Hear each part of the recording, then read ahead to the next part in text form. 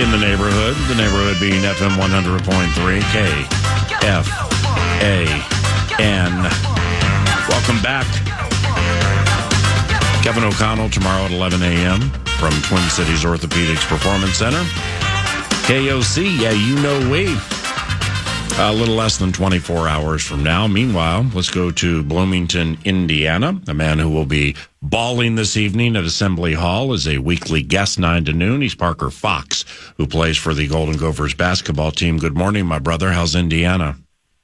Good morning, PA. It's beautiful out here. Had a little rain this morning. Just got back from shoot around, so it's always nice to get in the gym, see the ball go in the hoop a little bit, and it's going to be an exciting evening. What is the focus and purpose of a college basketball shoot around? Do you like install the plays you're going to run early? Like, what do you guys look to get accomplished? Yeah, we try to keep it pretty simple when it comes to shoot around. We do all of the scouting and all of the attention to different player personnel and different plays that the teams are running. We do all that 2 days in advance. When we get to a location, let's say for example here we're in Bloomington, Indiana, we just want to get out on the court. Indiana's an Adidas school, we're a Nike school, so we're going to be playing with Adidas basketballs tonight. So that's obviously a change, getting used to their basketballs, getting used to their rims, and then just getting yourself kind of familiar with the scenery. Every court, the ball bounces a little different. There might be a dead spot here or there, whatever it may be, just getting out on the court and then ultimately kind of just getting your confidence rolling, seeing the ball go in the hoop, knowing that, if you get your feet set, if you're ready to shoot the ball's going to go in. So I think we just want to get our confidence up and get the sweat and the blood moving a little bit. You have played at Assembly Hall, correct? I have, yeah. Yes, sir. Is it basketball immortality? Oh, I was just waiting for you to say that word right there, PA. If you weren't going to bring it up, I was. It is 100% basketball immortality. You walk in and you see their big banners of all the national championships, the 1975 29-0 undefeated team. It stares you down. And I think if it doesn't stare you down when it comes to the court, 60 minutes prior to tip, it's going to stare you down with the fans screaming in and all the students they're going to have, and it's going to be 17,000 filled to the brim. It actually gets so intense. I don't know if you've been in there, but they kind of dim the lights in the crowd, so you can't even see towards the top. It just feels like the gym's going on forever. So yeah, it's extremely basketball immortality, and it's a fun place to play, and it's going to be a fun place tonight. And we pull off a big W. And IU football is the bomb.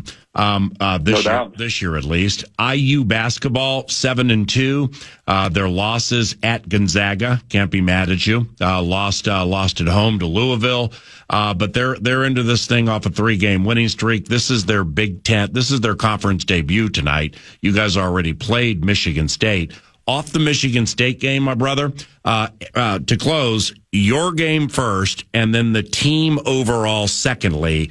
What are you guys looking to improve on into this game tonight? Yeah, I think for me personally, just continuing to be confident in my role. Obviously, I got 2 fouls early in the Michigan State game that had me kind of sit on the bench in the first half. Unfortunate spot to be, but you kind of just got to roll with those punches. So, tonight for me, knowing that they got some big guys inside, just being disciplined, trying to play defense without fouling, because as you and me both know, you can't impact winning if you're on the bench. Obviously you can cheer and be a good teammate, but you want to be out there making an impact.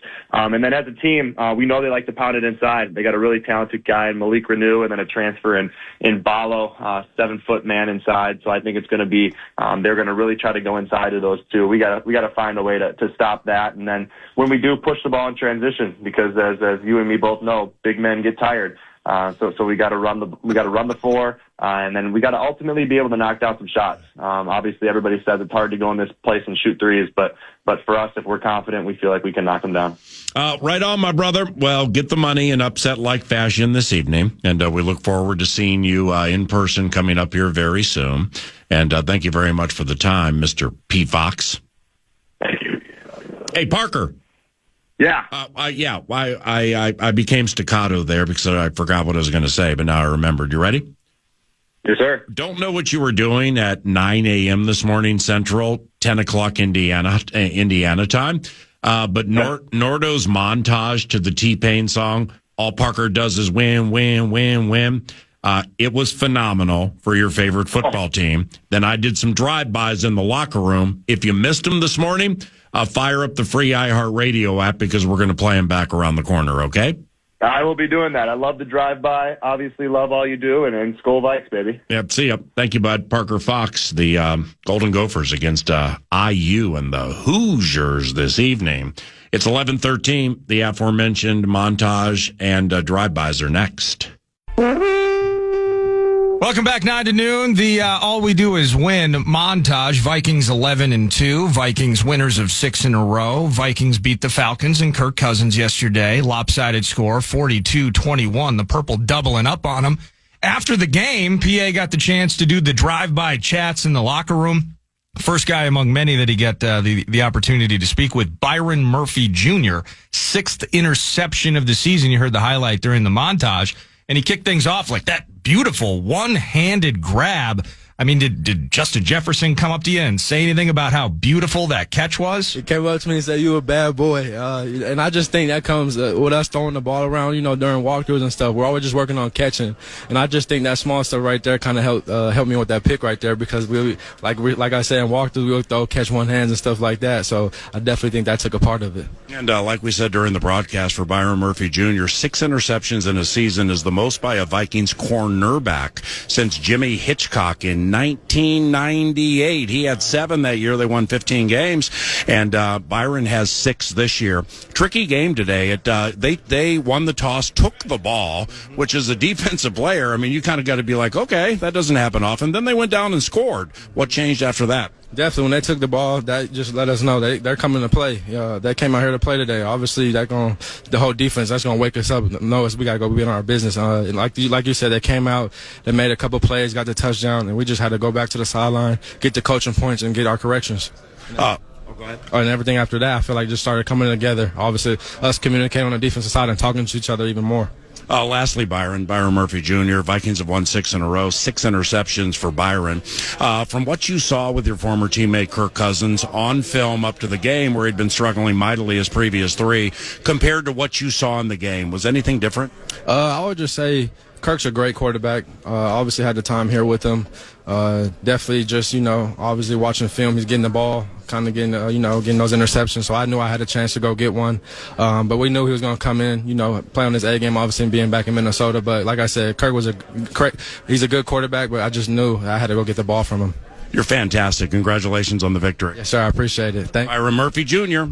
With his 6th interception, and the Minnesota Vikings were able to turn this really into like the 3rd preseason game where nothing but a bunch of backups were in the game at the end of the game. And that's largely due to our next drive-by candidate, assuming he's up for a short chat. He's Justin Jefferson. Look at that smile. Holy cow. First of all, congratulations on becoming the youngest and the first in the history of the NFL through 5 seasons to have 7,000 yards through 5 seasons. We're not even through 5 seasons. And like Ben Lieber said to you after the game, your first touchdown since the Lions game, first 100-yard game since the Indianapolis Colts game, and Jordan got a lot today too. What was the recipe for you and Jordan to blow up the way you did? I mean, it's kind of been talked about, just having one of those games where both of us is having that type of night. And I mean, tonight was that night, just everybody executing, Sam just being in that pocket comfortable and just being able to, just give us some opportunities downfield. I feel like that was the biggest part. It's just taking the top off. We haven't felt like we took the top off of many defenses for them to respect the deep throw in the deep routes that we run. So today, just going vertical and just getting over top, that's going to help us tremendously down the line. I chatted with Kevin O'Connell, the head coach, before the game about this vice, this clamp that you have on you every single game. So when you think that, best receiver in the NFL, okay, they're not letting him get down the field. So what's that mean for the explosive passing game? Oh, the Vikings into the game at 47 completions at 20 yards or more while they're putting a clamp on 18. So I got to believe today, along with what's happened the last couple of games, specifically starting in that Bears game where everything opened up, it's starting to open up a little bit even for you, right? Oh, for sure. Definitely didn't see as many double teams, triple teams, especially in the red zone, just getting a little bit of man-to-man coverage on my touchdown. So we always say, we get those man-to-man coverages. We love those. We always feel confident, especially in myself, to win those type of battles. And the opportunities are going to come. We just got to keep balling out there. Let me ask you this question to close here, Justin, because the defense you go against in practice is in essence the defense being mimicked that you're going to see in the game. So let's go back to training camp when Flores was putting this whole thing together this year and last year.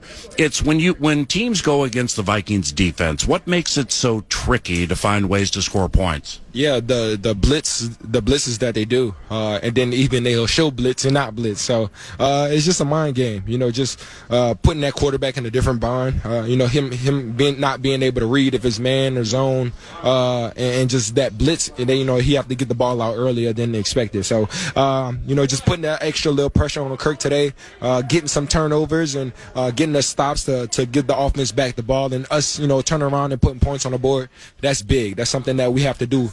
Tremendously throughout the rest of the season. Man, you and Jordan for like 262 and 5 today. Are you kidding me with that? That's unbelievable. Unbelievable. We always say that we're the best duo in the league, and we definitely showed it today. You're fantastic. Congratulations. Appreciate you. Yeah, thank you. Justin Jefferson with that monstrous effort today. Likewise for Jordan Addison. You guys mind if I sneak in here for a little drive-by? No, both of you. Come on in here. Brian Asamoah. That fumble that you caused, recovered by C.J. Ham, the Vikings were going to win the game, but, that deflated. Everything was done. They were done after that. That was a big play, man. Congratulations. Thank you so much. I appreciate it. Just trying to find ways to help the team win, and, I'm glad I was able to do that. Yeah, that's fantastic. Like we said last time, special teams leader, man, and you're really, really showing out. Got a chance to play some defense late. Jumped it a little bit, thinking you were going to get in there for a sack maybe, but hey, that's okay. Yeah, it's all good, man. Hey, we got the dub, and we keep it pushing. Congratulations. Thank you so much, man. Brian Asamoah, number 6, talking about 6 consecutive wins for the Minnesota Vikings. Oh, Jordan, holy cow, 262 and 5. Or something like that between you and Justin. The first touchdown, maybe you've seen it back or not. I just what happened? The safety he was doing a pirouette, just got lost, and you tracked the ball, didn't you, which was key?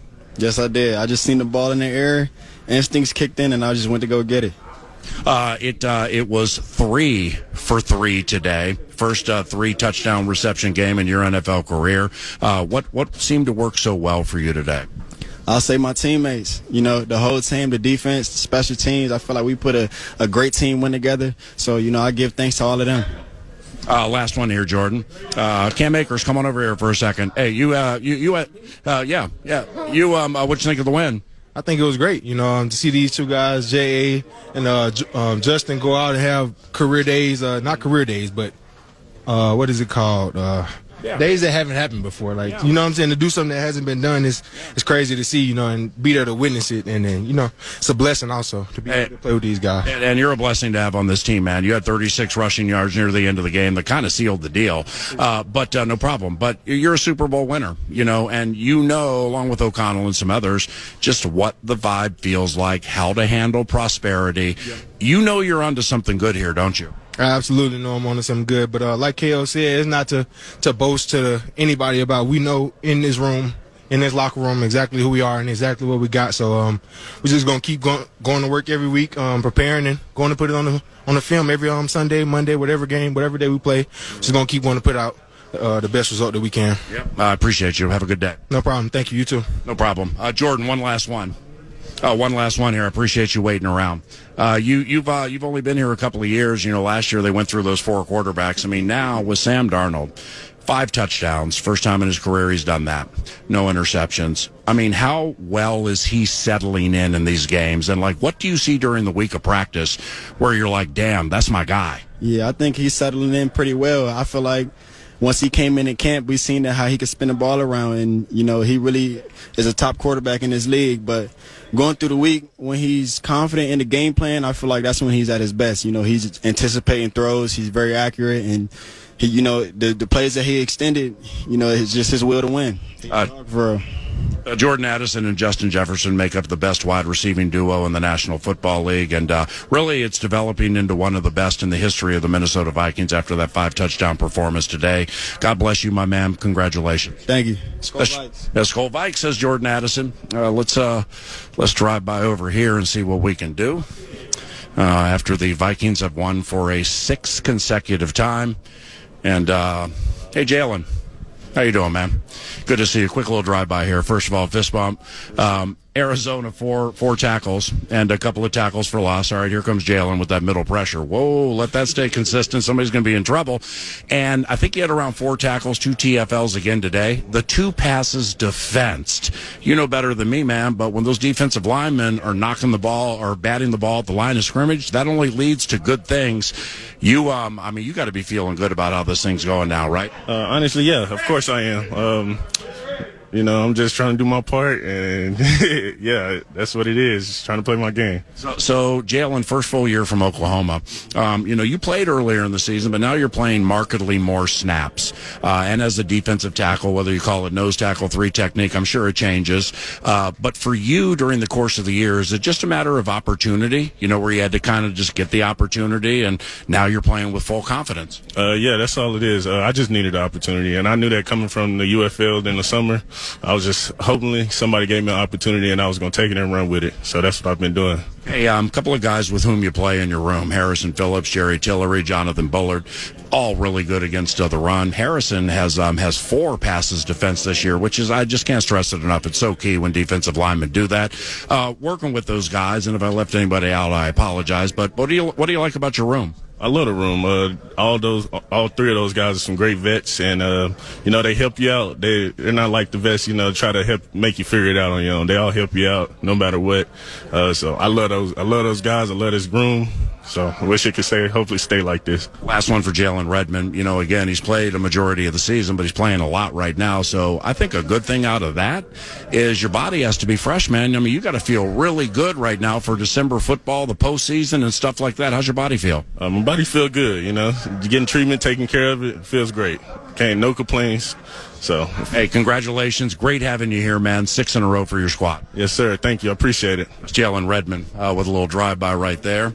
And the Minnesota Vikings absolutely whooped on the Atlanta Falcons today and ran up 6 touchdowns during the course of the game. 1 running by Aaron Jones, and the rest of them were passing. Jefferson finished with 2, and Jordan Addison had a 3-touchdown game, which paved the way for that victory today. Trying to wait for a final drive-by here and see if I can't sneak in here real quick and see what old Harrison Smith's doing.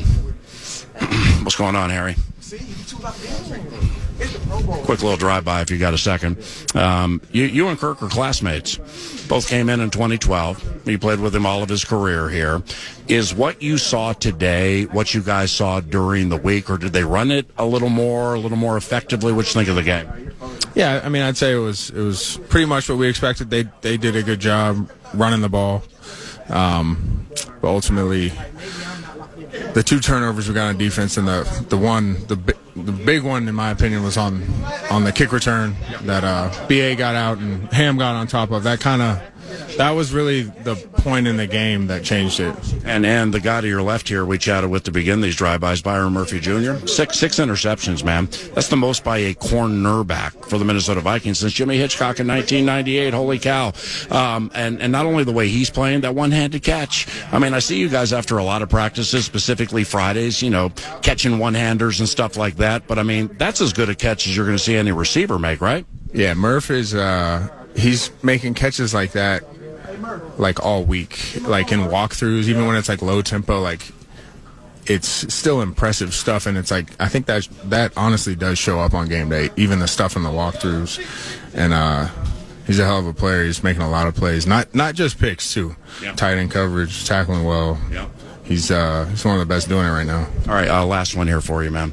Harrison Smith, appreciate you. Now, we're not asking you to cast your gaze on how far the Vikings are going to go. You're 11-2, you're going to the playoffs. And you went to the NFC title game after the Minneapolis Miracle season. Is this maybe the most fun you've had with a team, given your teammates, those who are in the DB's room, the coaching staff, and everything? Yeah, I don't like to compare a lot of teams I've played on, but one thing I know about this group is I look forward to coming in during the week, not just game days, which, like, game days are always going to be fantastic and a blast, but coming in on a Wednesday, like, to start the week, and I'm excited to be there early. I think that speaks a lot for where we're at right now. You're fantastic. Thank you, Harrison. There we go, Paul! So if you had to bet a team, forget the odds, to win the Super Bowl right now, who would you play? Well, actually, I mean, I'm racetrack raised. I can't say forget the odds. So let's forget that. Maybe use it tomorrow. Because like the Vikings at whatever, 15, 20, 25 to 1, maybe more value oriented than some other teams. Correct. But we know about Detroit's defense and the injuries, but we also know about the offense. And we also know about the Kansas City Chiefs. And they eked out one again last night. Now, my man over at Cities 97, I can't remember his name. I think he's a Chiefs fan because he just asked me something in the coffee room about. Is it Zach, maybe? Yeah, Zach. Thank you. Okay, yeah. Asked me about the Vikings, and you know, it should become interesting. Well, it's actually quite interesting right now. It is. Which kind of killed the conversation, but I've been known to do that. All right, 3-2. And then you just turned around and walked away. I tried, but he followed. And then he asked me about the Chiefs. I have the odds, by the way, if you wanted to. And so what I said to him was, like, he said, well, what do you think about the Chiefs to win the Super Bowl? I mean, how do you say no? Right. I mean, how do you say no? You got Patty Mahomes a few weeks ago after a narrow victory over a suddenly surging and improving Carolina Panthers team. He went Eagles offense on it after a victory and started like ripping strong, but he started analyzing things that need to be better and other ways they need to learn to win as we approach the end of the season. And it was very professional of him. Just like all the Eagle stuff was also professional, but they've been known to crack Mahomes, Reed, Kelsey, and Jones et al. Well, they don't know what crack is. So it's tough for me to like even with the injuries for the Detroit Lions defense, it's Detroit does not fear Kansas City, and Detroit knows how to beat Kansas City because we've seen it. Now, these injuries and everything, that factors into it. But, I mean, I don't know what the odds are. Probably around 2.5 to 1, 3 to 1 on the Chiefs, something like that. 5 to 1 right now on FanDuel. Okay. So they're 5 to 1 at this stage of the season. This is when you normally get the whales, those antithetical to the squares. Let's call them the sharps. They start to bet large amounts of money on teams they think are going to win the Super Bowl about right now. Yeah. Because you only have to wait 2 months or a month and 3/4 to scoop your cash. And for the Chiefs to be plus 500, 5 to 1. So the con puts up his 100, Chiefs win the Super Bowl, the con scoops 600. That's how it works. That has a little sport book side to it where they're kind of begging you to bet the Chiefs. I think they are. Because it should be down in the plus 380, the plus 390, something like that. Well, that's very interesting. What are the other numbers? Well, Kitties are favored now, plus 270. So wow, 2.7 to 1. Then it's Eagles. Geez. Eagles in third at 5.5 to 1. Bills 6.5 to 1. Yeah, I ain't touching the Eagles. Well, and then it gets to the Ravens at 10 to 1. Mm-hmm.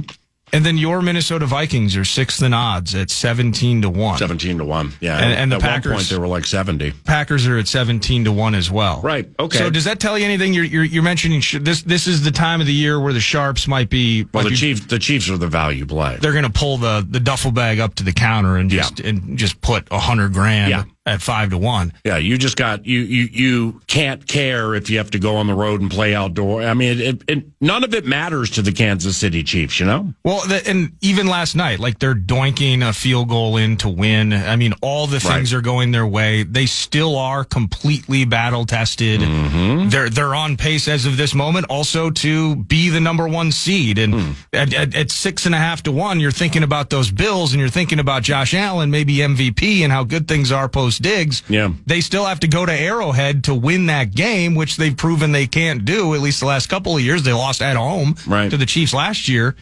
Yeah, 5-1 is actually really good money on a team that's unbelievable. I mean, if you had said, Paul, you have to be within 50 on either side of this, or it's a heaven or hell equation. I mean, I'm in the lake of fire right now because I would have said 280. Right. I would have said 310 plus 310. Wow, holy cow! But the Kitties, I mean, I wonder how much of the Kitties number is devoted to like the Detroit Lions, like they're in Vegas, or they're FanDuel's legal to use in many places. How many Lions fans have jumped in with their first, the $200 futures bet of some sort, and how much that has added up over the last couple of months? But that's a really, I mean, wow, 5-1 for the Chiefs. And they've won it 2 years in a row. They haven't missed a title game basically since Mahomes was a rookie. Man, 5-1. I don't want to bet on the Chiefs, but no, I know that's a good number. All right, now listen to this in closing for this segment. Why don't you give me half the money you were going to bet? Then we'll go out back. I'll kick you in the nuts, and we'll call it a day. Puppy. So I said earlier there was somebody or a group that on the Eagles-Carolina Panthers game won just a hot tick, a little bit more than $400,000. I read this story Saturday, I believe. David Purdom, I think that's how you say his last name, with ESPN.com, posted it. And it's post-worthy when, again, whether it is a group or an individual who fires $3.1 million on the Eagles on the money line.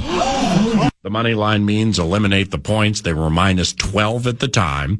They ended up being minus 14. Yeah. I think the money line was around plus 7, like 7.5, a little higher than that to 1. It closed at like 9-1 because of this bet. Yep. A group or somebody put $3.1 million on the Philadelphia Eagles to scoop $400,000 and small change. And the Eagles didn't grab the lead until early in the fourth quarter. Bryce Young is looking like he belongs. Yeah. And big time. Thielen's kicking butt. And then you got this wide receiver, Xavier Legette. Oh, did you see that play? Yeah. Oh, my gosh. I mean, first and foremost, being racetrack raised. I mean, I can't handle a $3.1 million bet, even to pay $400 large. But anytime you want to run those bets, because over the course of time, you're going to get your butt whooped. Yeah. You may get somebody the first 2, 3, or 4 times, but when you go bridge jumping like that, you're eventually going to pummel to your aquatic doom. Because if Legette catches that pass at the 3-yard line, they go in. And the extra point wins the game, by the way. $3.1 million dead. For $400K. Right. It's not 3.1 to scoop 1. Right. Or 1.2 or $900,000. It's unbelievable that somebody would cherry pick something like that. Now they got the money, so they're living well. They're living right. Why do books? I mean, I guess maybe the answer is because they'll win more than they lose. Yeah. But it's just even as a sports book, I'm thinking to myself, like, this is kind of a preposterous bet. Yeah. Well, the more preposterous the bet, the more likely. Yeah, we're going to have you. You can cut people off in line if you want. I mean, come up here, sir. Here's your comped hotel room and all of that. Yes, please bet this. If 9 to Noon Inc. A, weren't tied to the NFL by calling games, and B, 9 to Noon Inc. had like a bet shop. Yeah. If and or when that thing goes legal here.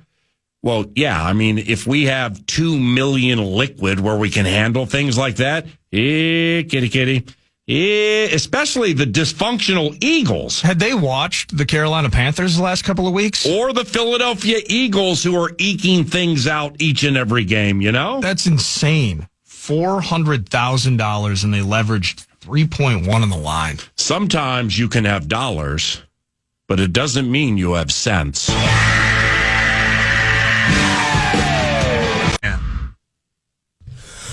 Alrighty. Yep, we can't wait until tomorrow because thanks to Sukup and SuKup.com, 9 to noon gets to be at the Minnesota Vikings facility, and we get to chat with Kevin O'Connell at 11 o'clock tomorrow. So make sure you listen to 9 to noon tomorrow. By the way, KOC, has his weekly day after the game press conference today at, I believe, 1:15, generally carried during the program. For Nordo, I'm Paul Allen. Thank you for listening to 9 to noon. The program is around the corner, but first, here comes that rap on the shout. Time for 2 more. That's a great setup, Bob. Just listen. The game is over. 3:50 our heads all in a spin. Darnold sparking the montage. All we do is win. Jefferson gets loose. 3 was free for 3. The stadium din. Loud fans filled with glee. Meanwhile, back in Flowery Branch, Kirk missing that endorsement to Pizza Ranch. Dallas Turner hit him so hard his chin became cleft. Murphy and Metellus, they got away with theft. Now 11-2, you got us doing ditties, hoping Josh Allen drops 40 on the kiddies. Pick Terry and Arnold, draw a PI. We are coming for the north, and we're all flying high. Now tomorrow you'll hear from KO. You heard it, hoping for perfect timing. TV studio. When it's good, it's the best. These shows never a drag, but get your future bets ready. Stuff that duffel bag. Let's all gritty in the Crescent City. Podcast today's Paul Allen Show, or listen back to previous show and interviews by going to the iHeartRadio app or KFAN.com.